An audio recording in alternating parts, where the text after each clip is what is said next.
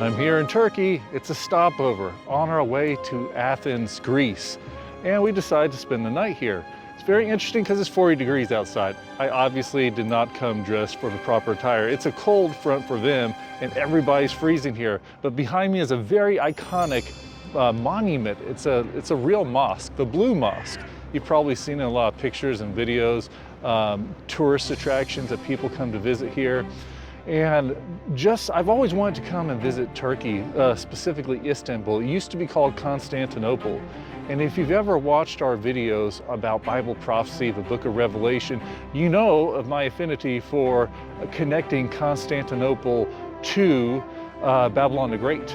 And if you want to see more details about that, you can look up our series, Roadmap to Armageddon, the episode called Babylon the Great, and you see where I find that connection of ancient Constantinople. It was the capital of the Eastern Roman Empire for so many years, and in the Ottoman Empire, everybody wanted a piece of this city. The city on the seven hills, it's a port city, which, you know, is very interesting because the Roman capital of all of the Roman Empire for 300 years was Rome, but that was such a short time in comparison to Constantinople, Istanbul today.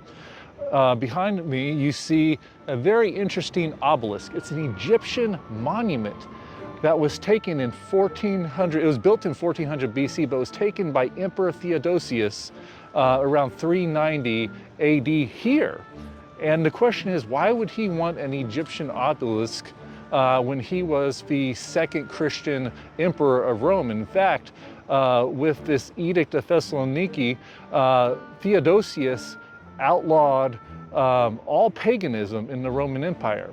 And it was suddenly a mandatory thing that if you were a Roman citizen, you automatically became a Christian. It was the greatest deception that Satan ever pulled out of his hat, to trick everybody into thinking they were Christians overnight just by having citizenship. There was no longer a decision of a heart.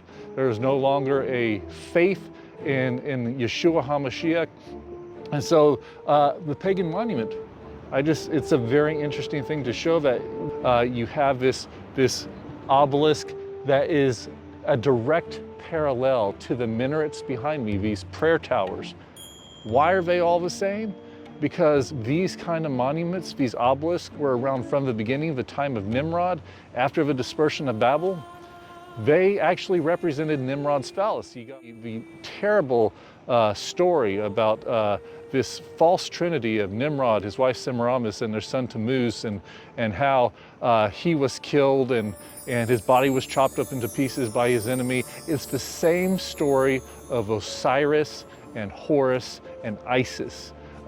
It's paralleled across all the mythologies of all the generations. So basically, it's a very perverse symbol that harks back to this very first world dictator and the only world dictator of all time, Nimrod, because as we know, the beast is never going to fully succeed at having complete world dominion during his time. He's going to try, but he's going to have some rebel nations that are going to fight against him. So I invite you to go watch the Bearded Bible Brothers classic Roadmap to Armageddon episode, Babylon the Great, and learn more about these Bible prophecies.